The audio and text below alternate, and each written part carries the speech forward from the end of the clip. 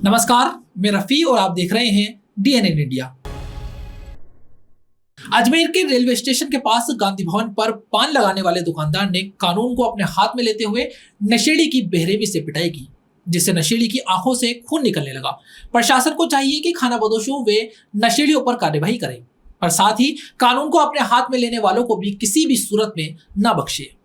अजमेर शहर, जिसे धार्मिक नगरी के नाम से जाना जाता है, शहर के मुख्य मार्गों व चौराहों पर खानाबदोशों व नशेड़ियों का जमावड़ा लगा रहता है। इनकी वजह से शहर में आए दिन कई तरह की आपराधिक घटनाएं होती रहती है। प्रशासन को चाहिए कि शहर के मुख्य मार्ग व चौराहों को चिन्हित कर खानाबदोशों व नशेड़ियों पर ठोस कदम उठाकर कार्रवाई की जाए। खानाबदोशों व नशेड़ियों से आम जनता व दुकानदार भी त्रस्त हैं। एक ऐसा ही मामला सामने आया है जिसमें अजमेर के रेलवे स्टेशन के गांधी भवन पर एक दुकानदार नशेड़ी की बेरहमी से पिटाई करते हुए यह कह रहा था कि उसकी दुकान के सामानों को उसने तहस नहस कर दिया। दुकानदार ने बताया कि वह उसे जानता तक नहीं है, पहली बार उसे देखा है। फिर भी दुकानदार ने उसकी इतनी बेरहमी से पिटाई की। मारपीट करने से व्यक्ति के आंखों से खून निकलने लगा और जनता सिर्फ मूकदर्शी बनी रही। दुकानदार कानून को अपने हाथ में लेकर इस तरह की वारदात को अंजाम देता है, जिस पर यह भी तय होता है कि नशेड़ी ने भले ही दुकान को नशे की हालत में तहस नहस किया हो, पर दुकानदार ने कानून को अपने हाथ में लेकर भी गुनाह किया है। और अब अपनी भड़ास निकालने के बाद दुकानदार ने साफ साफ कह दिया कि पागल है, उस पर क्या कोई मुकदमा दर्ज करवाना। पुलिस को निस्संदेह खानाबदोशों नशेड़ियों पर कार्रवाई करनी चाहिए। साथ ही उन लोगों को भी नहीं बख्शा जाना चाहिए जो कानून अपने हाथ में लेकर जानवरों जैसा व्यवहार करते हैं। एक पागल आया नशेड़ी, उसने पूरी दुकान उल्टी सीधी कर दी। पूरी आप देख सकते हो क्या हो रखा है। ये पूरी दुकान उल्टी पड़ी है, सारी पानी की बोतलें फोड़ दी, चक्कर पत्ती सब ढोल दिया। ढाई दिन का नाटक है इनका। ये मैं जानता नहीं उसको, पहली बार आया। पहली बार ही देखा मैंने, कुछ नहीं करा, मैं तो छोड़ के आ गया उधर। ये देख लो क्या करके गया है वो। नहीं रहना तो कार्रवाई तो क्या करेंगे, पागल है, उसका क्या कार्रवाई करेंगे। अजमेर के मदार गेट स्थित कस्तूरबा चिकित्सालय में सशक्त परिवार अभियान के तहत स्वास्थ्य शिविर का आयोजन किया गया, जिसमें स्वास्थ्य विभाग व पृथ्वीराज मंडल के संयुक्त तत्वावधान में शिविर में रक्तदान का आयोजन किया गया। 17 सितंबर से 2 अक्टूबर तक सेवा पखवाड़े का आयोजन किया जा रहा है, जिसमें जनमानस की सेवा के लिए स्वास्थ्य शिविर, रक्तदान शिविर जैसे कई कार्यक्रमों का आयोजन किया जा रहा है। इसी के तहत अजमेर के मदार गेट स्थित कस्तूरबा चिकित्सालय में सशक्त परिवार अभियान के तहत स्वास्थ्य शिविर का आयोजन किया गया, जिसमें स्वास्थ्य विभाग व पृथ्वीराज मंडल के संयुक्त तत्वावधान में शिविर में रक्तदान का आयोजन किया गया। क्षेत्रवासियों व स्वयंसेवकों ने शिविर में बढ़ चढ़कर हिस्सा लिया। अस्पताल के चिकित्सा अधिकारी प्रभारी डॉक्टर हेमंत सिंह व पृथ्वीराज मंडल के मंडल अध्यक्ष संदीप गोयल ने बताया कि इस स्वास्थ्य शिविर में मेडिकल कैंप भी लगाया गया है। गर्भवती महिलाओं व बच्चों की टीकाकरण, रजिस्ट्रेशन, नॉन कम्युनिकेबल डिजीज अभियान के तहत आभा आईडी बनाने, डायबिटीज चेकअप जैसी विभिन्न जांचें भी की जा रही है। यदि इसमें कोई ऐसा मरीज मिलता है जो इन बीमारियों से ग्रसित है तो उनका इलाज भी किया जा रहा है और आगे के लिए फॉलोअप के निर्देश भी दिए जा रहे हैं। ये शिविर सुबह 11 बजे से शुरू हुआ, जो दोपहर 2 बजे तक चला। आज हमारे अस्पताल में सशक्त नारी सशक्त परिवार के अंतर्गत माननीय हमारे जो प्रधानमंत्री हैं उनके निर्देश पे अपन आज रक्तदान शिविर का भी आयोजन कर रहे हैं। साथ ही साथ हमारा मेडिकल कैंप का भी आयोजन किया जा रहा है संस्थान में, जिसमें सभी गर्भवती महिलाएं हैं, बच्चे हैं, उनका टीकाकरण, उनका रजिस्ट्रेशन, साथ में जो नॉन कम्युनिकेबल डिजीज़ का जो अपना नेशनल प्रोग्राम चल रहा है उसके अंतर्गत भी हम आभा आईडी बना रहे हैं। साथ ही साथ डायबिटीज़, हाइपरटेंशन है, उसकी भी स्क्रीनिंग की जा रही है। अगर इसमें किसी प्रकार के मरीज हमें मिलते हैं तो उनका उपचार भी किया जा रहा है तथा उन्हें फॉलोअप के लिए भी आगे निर्देश प्रदान किए जा रहे हैं। आज हमारे स्वास्थ्य विभाग तथा जो अपना पृथ्वीराज मंडल है उसके सहयोग से रक्तदान शिविर का भी आयोजन किया जा रहा है। अभी रक्तदान है वो हमारा इसमें प्रोग्राम चल रहा है, तो जितने ज़्यादा जो अपने लाभार्थी आते हैं तथा साथ में जो इसके लिए जो वॉलंटियर्स हैं रक्तदान के लिए आते हैं उनका स्वागत है। तो इसमें स्वास्थ्य विभाग और पृथ्वीराज मंडल जो है दोनों का संयुक्त तत्वावधान में इसका आयोजन किया गया। देखिए, जैसा कि हम सभी को जानकारी है, 17 सितंबर से लेकर 2 अक्टूबर तक राष्ट्रीय नेतृत्व भारतीय जनता पार्टी के आह्वान पर पूरे देश में सेवा पखवाड़े का आयोजन किया जा रहा है। इसके अंतर्गत स्वच्छता अभियान, स्वास्थ्य शिविर और रक्तदान शिविर सहित कई प्रकार के कार्यक्रम जो जनमानस की सेवा के किए जा रहे हैं। इसके अंतर्गत पृथ्वीराज मंडल भारतीय जनता पार्टी शहर जिला अजमेर द्वारा आज रक्तदान शिविर और स्वास्थ्य शिविर का आयोजन कस्तूरबा चिकित्सालय मदार गेट पे किया गया है, जहाँ पे युवाओं द्वारा बढ़ चढ़कर रक्तदान शिविर में सहभागिता निभाई जा रही है और साथ ही जो हमारे क्षेत्र के लोग हैं वो अपना चिकित्सक यहाँ आए हैं उनको दिखा करके अपना स्वास्थ्य लाभ प्राप्त कर रहे हैं। Rajasthan medical college teacher association Ajmer से जुड़े डॉक्टर्स पिछले 10 दिनों से पेन डाउन हड़ताल पर हैं। डॉक्टर्स की ओर से हॉस्पिटल परिसर में धरना देकर 2 घंटे कार्य बहिष्कार किया जा रहा है। सरकार से जल्द मामले में मांगों को पूरा करने की मांग की गई है। बता दें कि डॉक्टर्स लेटरल एंट्री को लेकर पिछले कई दिनों से धरना देकर विरोध कर रहे हैं। Rajasthan medical college teachers association Ajmer से जुड़े डॉक्टर्स पिछले 10 दिनों से पेन डाउन हड़ताल पर हैं। डॉक्टर्स की ओर से हॉस्पिटल परिसर में धरना देकर 2 घंटे कार्य बहिष्कार किया जा रहा है। सरकार से जल्द मामले में मांगों को पूरा करने की चेतावनी भी दी है। बता दें कि डॉक्टर्स लेटरल एंट्री को लेकर पिछले कई दिनों से धरना देकर विरोध कर रहे हैं। डॉक्टर जयप्रकाश नारायण ने बताया कि धरने को करीब 10 दिन हो चुके हैं। कहा कि लेटरल एंट्री बंद होनी चाहिए। इसके कई दुष्प्रभाव सामने आते हैं, जिसमें मुख्य दुष्प्रभाव ये रहता है कि जो ग्रेजुएट अंडर ग्रेजुएट हुए मेडिकल के विद्यार्थियों की गुणवत्ता में फर्क आता है। नियुक्ति का एक ही रास्ता सिर्फ न्याय संगत आरपीएस ही होता है। नियमित भर्ती नीति हो, इसमें कोई भी बदलाव हमें स्वीकार नहीं है। यह हमारे अस्तित्व की लड़ाई है, इसे हम अंत तक लेकर जाएंगे। कहा कि संबंधित अधिकारी इस पर विचार करें। वहीं डॉक्टर्स ने कहा कि मांगों को पूरा नहीं किया गया तो प्रदेश में सीनियर डॉक्टर्स आंदोलन पर भी उतरेंगे।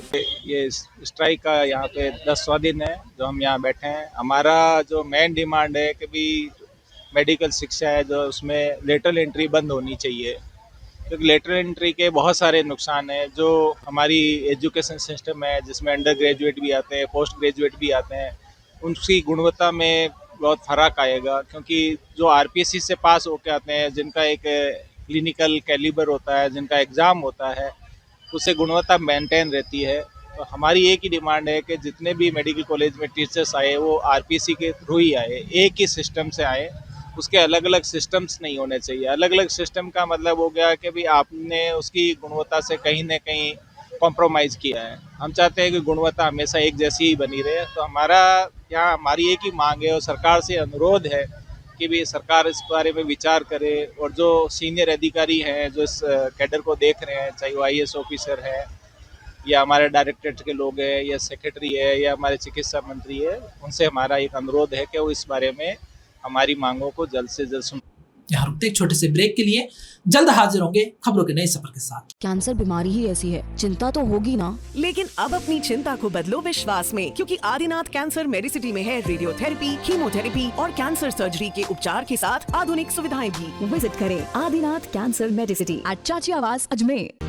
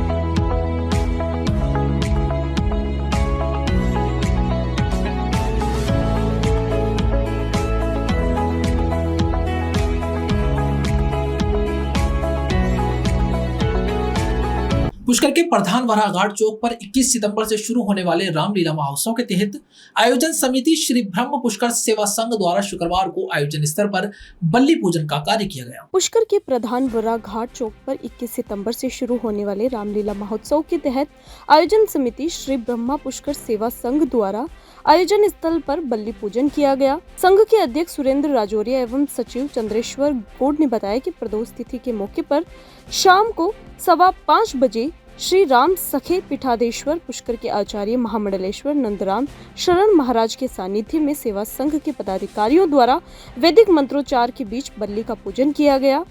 इस मौके पर दीपक मघानी, विजय डोलिया, नवनीत शर्मा, हनी ओझा, अरुण राजौरिया, शिवम शर्मा, संजय करीठ समेत संघ के सदस्य मौजूद रहे। जहां आपको बता दें कि वराघाट चौक में 21 सितंबर से 3 अक्टूबर तक रामलीला महोत्सव का आयोजन किया जाएगा, जिसमें स्थानीय कलाकार रामलीला मंचन के दौरान किरदार निभाएंगे। श्री ब्रह्म पुष्कर सेवा संघ के तत्वाधान में प्रतिवर्ष की भांति इस वर्ष भी रामलीला महोत्सव 2025 का आयोजन होना है। उस संदर्भ में आज बल्ली पूजन का प्रथम आगाज किया गया है, जिसमें राम सखा आश्रम के महंत श्री नंद शरण जी महाराज पधारे, उनके सानिध्य में बल्ली का पूजन किया गया। यह आयोजन दिनांक 21/9/2025 से प्रारंभ होगा। 3/10/2025 राज्याभिषेक के साथ रामलीला महोत्सव 2025। अजमेर के अलवरगेट थाना क्षेत्र में छाछ बेचने आई महिला के साथ धोखाधड़ी कर सोने का आभूषण हड़पने का मामला सामने आया है। पीड़ित महिला के गले से करीब 1.5 तोले का ताबीज बदमाश ने हड़प लिया। पीड़ित महिला ने अलवरगेट थाने में इसका मुकदमा दर्ज करवाया। पुलिस ने मामला दर्ज कर अग्रिम कार्यवाही शुरू कर दी। अजमेर के अलवरगेट थाना क्षेत्र में छाछ बेचने आई महिला के साथ धोखाधड़ी कर सोने का आभूषण हड़पने का मामला सामने आया है।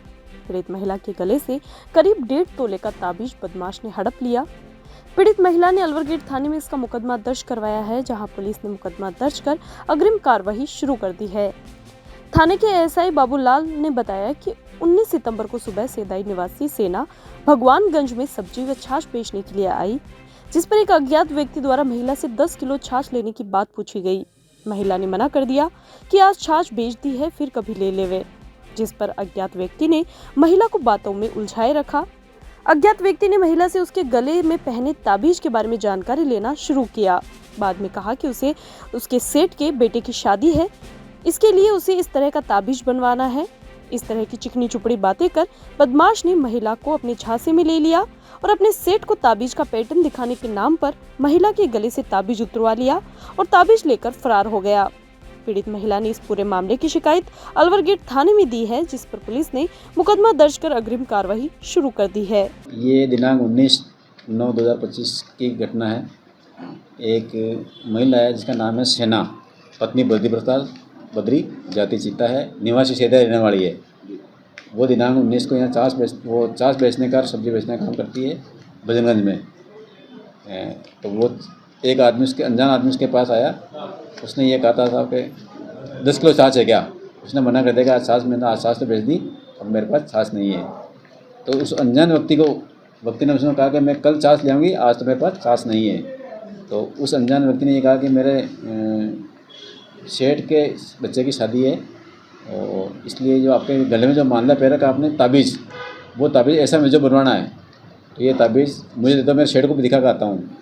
तो फिर इसने कह के वो महिला ने उसको ताबीज़ खोल के दे दिया और वो ताबीज़ लेकर चला गया। अजमेर जिला दुग्ध उत्पादक सहकार संघ लिमिटेड ने वर्ष 2026-27 के लिए वार्षिक बजट जारी किया है। संघ ने इस बार 1380 करोड़ रुपए का टर्नओवर और 7.55 करोड़ रुपए का लाभ लक्ष्य प्रस्तावित किया है। अजमेर जिला दुग्ध उत्पादक सहकारी संघ लिमिटेड ने वर्ष 2026-27 के लिए वार्षिक बजट जारी किया है। संघ ने इस बार 1380 करोड़ रुपए का टर्नओवर और 7 करोड़ 55 लाख रुपए का लाभ लक्ष्य प्रस्तावित किया है। बजट में 544 करोड़ रुपए का राजस्व, 901 करोड़ रुपए का भुगतान दुग्ध उत्पादकों को तथा 31 करोड़ 70 लाख रुपए का पूंजीगत व्यय शामिल है। संघ ने दुग्ध पालकों के हित में दूध का खरीद मूल्य 10 रुपए प्रति फेट बढ़ाने का फैसला किया है। साथ ही सचिवों के वेतनमान 10,000 रुपए से 25,000 रुपए तक बढ़ाने का प्रस्ताव रखा है। साइकिल हैंड लोड राशि 19 रुपए से बढ़ाकर अधिकतम 55 रुपए तथा बीएमसी समितियों को चिलिंग चार्ज 33 पैसे से बढ़ाकर 35 पैसे प्रति लीटर करने का भी निर्णय लिया गया है। आम सभा में 2024-25 के अंकेक्षित अंतिम लेख, ऑडिट रिपोर्ट और बजट पर चर्चाएं हुई। इसके अलावा संचालक मंडल के खर्चों के अनुमोदन, अंकेक्षकों की नियुक्ति, सदस्य समितियों को उपहार और गुड्डा दुग्ध समिति की सदस्यता समाप्त करने जैसे प्रस्तावों पर भी विचार रखे गए। संघ अध्यक्ष रामचंद्र चौधरी ने कहा कि बजट में दुग्ध उत्पादकों के हित को प्राथमिकता दी गई है और गाढ़े दूध, घी व अन्य दुग्ध उत्पादकों के उत्पादन एवं बिक्री लक्ष्य तय किए गए हैं। सरस डेयरी के संचालक मंडल की आज बैठक संपन्न हुई। बैठक में वर्ष 2026-27 का बजट पारित किया गया, जो करीबन 1400 करोड़ के करीब उसका टर्नओवर है। अजमेर ज़िले में अपने आप में ऐतिहासिक संस्था बन गई, जिसका बजट करीबन 1300-1400 करोड़ के मध्य है। बजट की खास बात यह है कि अगले वर्ष 10 रुपये फैट प्रति फैट किसानों को भुगतान करेंगे। इस वर्ष भी 1 नवंबर से हमने पशुपालकों के रेट बढ़ा दिए है। आज की बैठक में निर्णय लिया है कि वो 10 रुपये फैट 1 नवंबर से देंगे। अगले वर्ष के बजट में 10 रुपये का प्रावधान पर और भी बढ़ा सकते हैं, प्रावधान कर सकते हैं हम। दूसरा, बजट की खास बात यह है कि आपका मार्केटिंग प्राइस में हम कोई साल भर में वृद्धि नहीं लिखी, ना करेंगे। 1 साल के बाद में अगस्त 2024 में हमने रेट बढ़ाई थी, 2025 अगस्त में फिर बढ़ाई, अब वापस बढ़ेगी तो अगस्त में नहीं बढ़ाएंगे, अगले में बजट में नील करते हैं। और इस बजट की खासियत यह है 7.5 करोड़ का प्रॉफिट रखा बजट में, टोटल खर्चे निकालने के बाद में 7.5 करोड़ का। आज के संचालक मंडल की बैठक में महत्वपूर्ण निर्णय ये भी लिया कि संघ की आम सभा जाट विश्राम स्थली पुष्कर में 14 नवंबर को आयोजित की जाएगी। 11 बजे से 1 बजे तक डेयरी की विधिवत लीगल आम सभा होगी। 1 से 3 बजे तक खुला अधिवेशन होगा, जिसमें 4-5 हज़ार पशुपालक भाग लेंगे। और इसके अलावा जो है, हमने व्यवस्थापक जो हमारे कमाऊ पूत बेचारे ज़िंदगी भर काम कर रहे हैं, उनके वेतनमान में बढ़ोतरी की हमने, उनके हेड लोड में बढ़ोतरी की है और उनके चिलिंग चार्ज में बढ़ोतरी, तीनों चीज़ों का हमने बढ़ोतरी की है। इसके अलावा जो है, सरकार ने जो है सरदार वल्लभ भाई Patel multi state cooperative dairy federation बनाया है दिल्ली में, उसको राजस्थान और अन्य राज्यों में भी वैसे फेडरेशन बनाना चाहते हैं, उसका हम विरोध करते हैं। इससे हमारा जो डेयरी का इंफ्रास्ट्रक्चर है, जो 50 साल में हमने खड़ा किया, उसको वो क्रश कर देगा, बर्बाद हो जाएगा, इससे इसका विरोध है। दूसरा, मुख्यमंत्री जी से आप बोर्ड ने रिक्वेस्ट किया है, 8 महीने में हमारे 42 करोड़ रुपए बकाया हो गए। राजस्थान के 320 करोड़ बकाया 5 रुपये अनुदान के, जल्दी से जल्दी देवें, क्योंकि इस साल पशुओं का चारा गल गया ज़्यादा अतिवृष्टि से, फसलें खराब हुई, उसका मुआवजा नहीं मिला, पशुपालक आर्थिक तंगी में, इसलिए हमने भी भाव इसलिए बढ़ाया कि उनको कुछ राहत मिले। ऐसे मिड डे मील के भी राज्य सरकार से हम 42 करोड़ मांग रहे हैं। यदि राज्य सरकार समय पे दे देती है तो पशुपालकों को बहुत बड़ा इमदाद और सहारा मिलेगा। इसके अतिरिक्त जो है, आज की बोर्ड की मीटिंग में हमने तय किया भी रिजके का भी 200 रुपये किलो में किसानों को देंगे, क्योंकि फसलें गल गई, चारा गल गया, तो महीने भर में वो रिजका ही बोएंगे खेत ठीक होने पर, तो वो आधी रेट पे देंगे। खबरों के सफर में अभी सिर्फ इतना ही, फिर हाजिर होंगे खबरों के नए सफर के साथ। तब तक के लिए दीजिए इजाजत, नमस्कार।